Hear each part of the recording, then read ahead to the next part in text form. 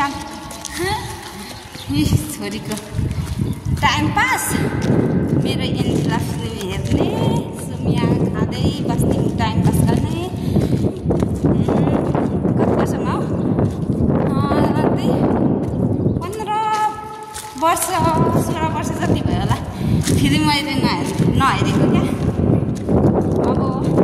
धेरै वर्षपछि आज हामी एन्जेला फिल्म हेर्न जाँदैछौँ गाइज भरेसम्मको रियाक्सन हामी देखाउँछौँ मामु छोरी स्टार्ट भइसक्यो जस्तो छ गाइज बनाए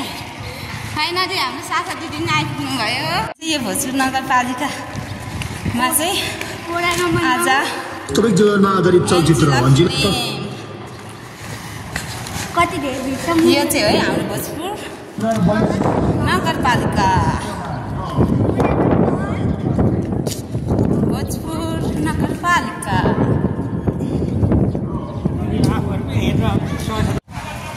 हवा गर्दै गर्दै आउनुहुन्छ